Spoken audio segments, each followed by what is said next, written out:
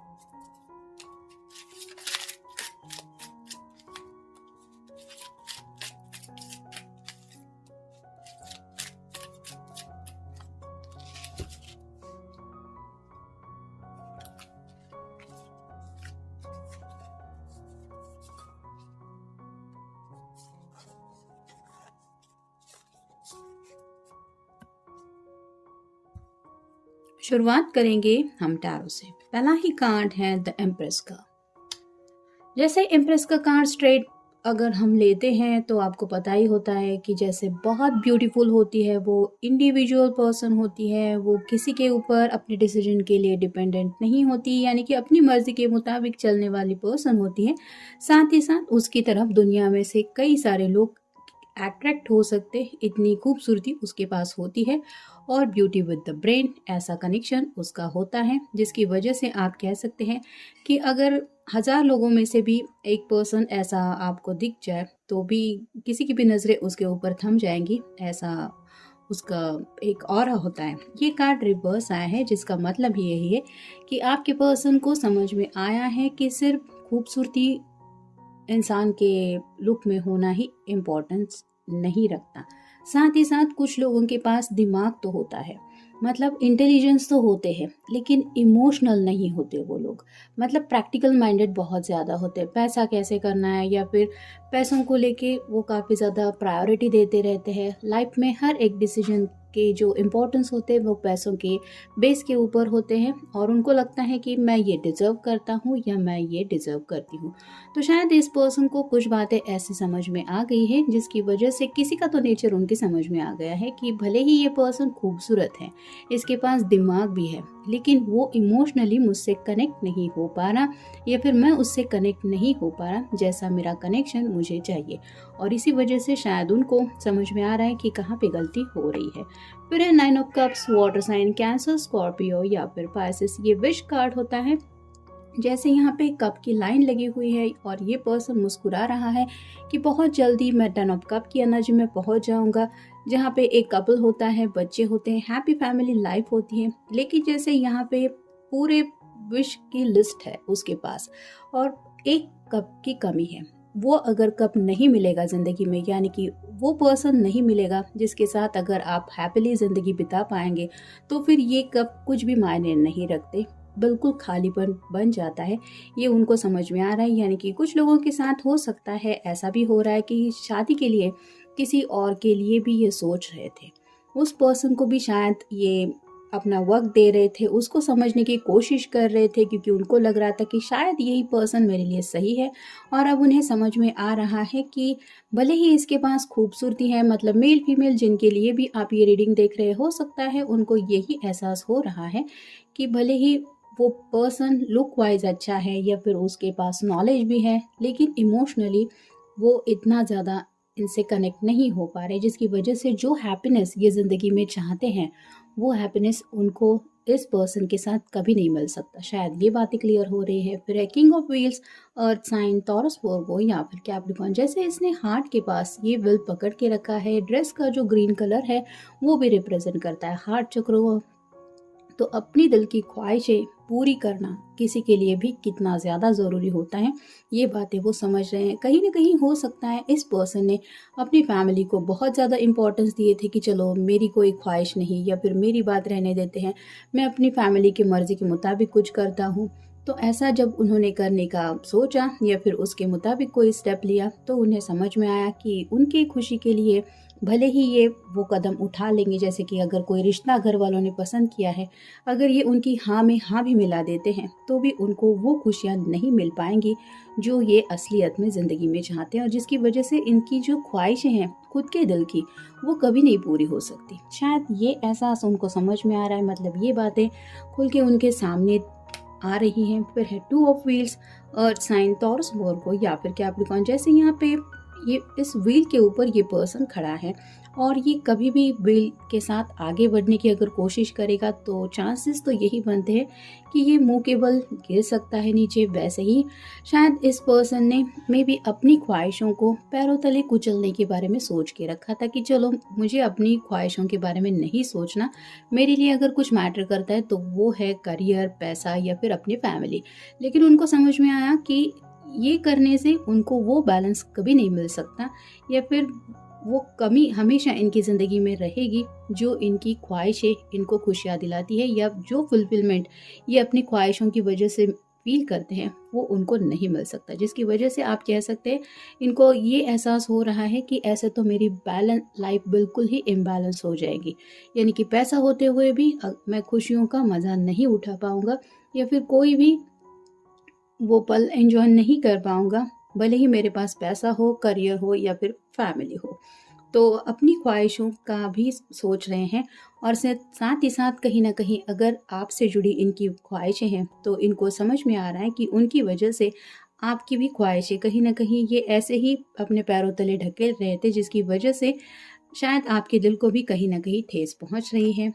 फिर है king of cups, water sign Cancer, Scorpio या फिर पाइसेस। दो किंग आए हैं, यानी कि यहाँ पे तो ये पक्का है कि ये पर्सन बहुत ज़्यादा सोचने वाले पर्सन है, क्योंकि जैसे किंग का काम होता है कि अपनी प्रजा के लिए कोई भी वो डिसीजन लेने से पहले 1000 बार सोचता है, कुछ ना कुछ प्लानिंग उसके दिलो दिमाग में चलती रहती है। वैसे ही ये पर्सन काफ़ी ज़्यादा इमोशनल बन रहे हैं, और कई बार हो सकता है ये इमोशन में बह के कुछ डिसीजन ले लेते हैं। जैसे घर वाले अगर इनको इमोशनल ब्लैकमेल करते हैं या फिर अपनी बात मनवाने के लिए कुछ ऐसे वर्ड्स वगैरह यूज़ करते हैं, तो हो सकता है ये अब तक उनकी बातों में आ रहे थे और अब इनको समझ में आ रहा है कि अरे ये तो मैं इमोशनल फूल बन रहा हूँ, या फिर ये मैं क्या कर रहा हूँ, ये इमोशंस तो टेम्पररी है। भले ही मैं उस वक्त इमोशनल हो जाता हूँ या हो जाती हूँ, उसके बाद क्या, आफ्टर ऑल ज़िंदगी तो जीनी है, और वो भी अगर ऐसे पर्सन के साथ जिसके साथ इनको जीने का मन नहीं है, तो फिर करेंगे क्या? उस वक्त इनके इमोशंस कहाँ पे रहेंगे और ये कैसे हैंडल कर पाएंगे? इन सब बातों के बारे में भी अब ये सोचने लगे। फिर है 4 of swords, air sign Gemini, Libra या फिर एक्वेरियस। राइट नाउ तो इस पर्सन की नींद और चैन गायब है। चारों तरफ सॉर्ड है जो रिप्रेजेंट करती है कि काफ़ी ज़्यादा विचारों में खोए रहते हैं ये पर्सन, माइंड में काफ़ी ज़्यादा उथल पुथल मची हुई है, यानी कि हर एक बात के बारे में डिटेल से डिटेल लेके ये सोचते रहते हैं, जिसकी वजह से आप कह सकते हैं कि रात की नींद भी इनकी गायब है, क्योंकि इनको जो बेड चाहिए वो बेड विद रोजेस चाहिए, यानी कि ऐसा रोमांटिक कनेक्शन चाहिए कि उसके कनेक्शन में ये हर रोज़ सुकून की चैन की नींद ले पाए। लेकिन जो बातें इनके दिलो दिमाग में घूम रही है वो बातें इनको यही समझा रही है कि ऐसे करके तो तुम्हें वो हैप्पीनेस नहीं मिलने वाला जिसकी तुम्हें सच्चे दिल से चाहत है। और फाइनल कार्ड है 5 of wands, fire sign Aries, Leo या फिर सैजिटेरियस। जैसे यहाँ पे कुछ दोस्त हैं और ये आपस में एक दूसरे से थोड़ा सा हंसी मजाक कर रहे हैं, एक बैंड्स रिप्रेजेंट करते हैं एक्शन को, तो हो सकता है इस पर्सन ने अपने फ्रेंड की बातों में आके कुछ ऐसे फैसले लिए थे। जैसे ज़िंदगी में कुछ फ्रेंड सर्कल ऐसा होता है जो गुमराह करने के लिए बहुत ज़्यादा बेताब रहते हैं या फिर उनको अच्छी तरीके से आता है। वैसे ही शायद कुछ ऐसे इनके फ्रेंड्स थे जिन्होंने आपसे इनको थोड़ा-सा साइड में हटाने के लिए कुछ इनके दिलो-दिमाग में शायद बिज़नेस प्लान डाल दिया था, या फिर फैमिली वाले कितने इम्पोर्टेंस रखते हैं, या फिर ऐसी कुछ बातें डाल दी थी जिनको लेके अब ये सोचने लगे कि मैंने अपनी दोस्तों की मर्ज़ी के मुताबिक स्टेप तो उठा लिया या फिर एक्शन तो ले लिया। अब उसका अगर कोई इनको हर्जाना भुगतना पड़ रहा है, यानी कि कोई अगर बिज़नेस वगैरह भी स्टार्ट किया था या फिर कहीं पे कुछ इन्वेस्टमेंट किए थे और वो पैसे कहीं पे इनके फँस चुके थे, तो अब उन्हें समझ में आ रहा है कि सच में ये दोस्ती कितने काम की है, या फिर वो लोग सच में क्या इनके दोस्त हैं, या फिर दोस्त के रूप में ये हिडन इनके जज़्बात क्या हैं। तो इस तरह की बातें, मतलब प्रैक्टिकल माइंडेड अगर ये पर्सन ज़्यादा थे, तो अब इमोशनली हर किसी का एक कनेक्शन रहता है और इमोशंस इंसान के लिए क्या मैटर करते हैं, ये सब बातें वो समझने लगे। साथ ही साथ हम देखेंगे कि आपके बारे में इनको क्या बातें समझ में आ रही है। I love the way you make me laugh. मुस्कुराहट की कमी है इस पर्सन की ज़िंदगी में। भले ही लोग इर्द गिर्द हैं, फैमिली वाले हैं, करियर भी अच्छा खासा है, लेकिन जो कहते हैं ना कि हम दिल से मुस्कुराते हैं। जैसे कोई भी अगर हमें कह दे कि सेल्फी लेनी है या फिर फ़ोटो लेना है, तो हम कहते हैं से चीज़ और एक स्माइल देते हैं, वो फेक स्माइल होती है।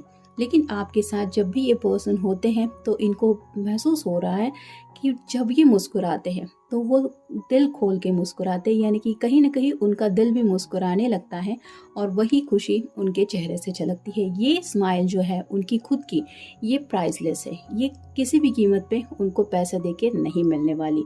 और शायद उनको ये समझ में आ रहा है कि आप ही वो पर्सन है जिनमें वो खूबी है जो इनके चेहरे पे वो मुस्कुराहट ला सकते। बाकी ये एम्प्रेस भले ही बहुत ज़्यादा ब्यूटीफुल हो, इंटेलिजेंट हो, लेकिन इसका वो नेचर ही नहीं है कि ये उस पर्सन के चेहरे पे मुस्कुराहट ला सके। तो क्या फ़ायदा इसके साथ ज़िंदगी बिता के। तो ये बातें वो समझ रहे हैं।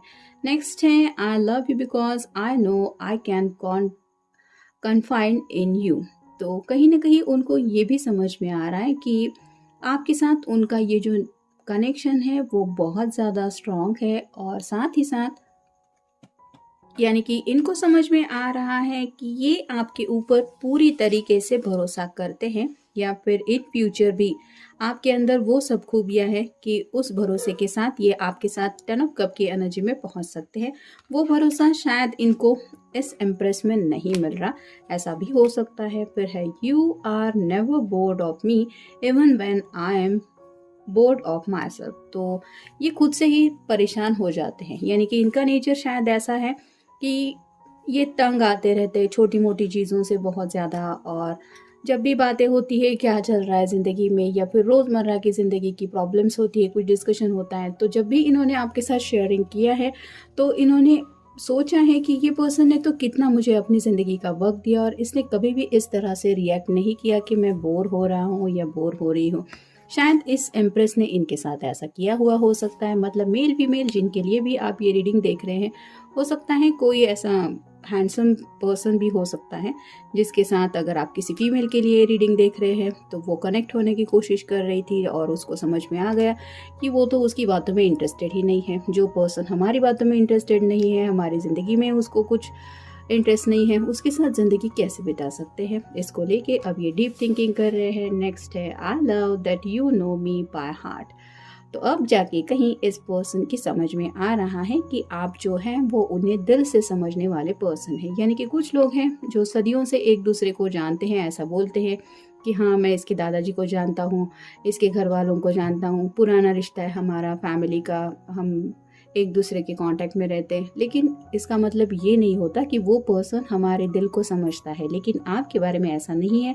इनको ये एहसास हो रहा है कि आप शायद उनके दिल की बात भी अच्छी तरीके से समझते हैं, और ये बात उनके लिए बहुत ज़्यादा मायने रखती है। फिर है, you are always courting me even after years of relationship. तो आप इनके लिए हमेशा अपनी ज़िंदगी में वक्त निकाल देते हैं, और जब भी इनको लगता है कि मुझे मिलना है, मुझे कुछ बात करनी है, तो आप ऐसे पर्सन बिल्कुल भी नहीं है कि इनको वक्त नहीं देते या फिर इनको कुछ बहाना बना के मना कर देते हैं।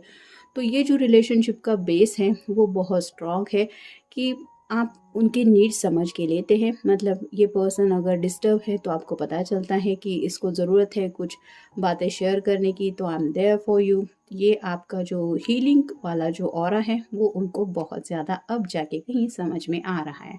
फिर है I love how we form a great team.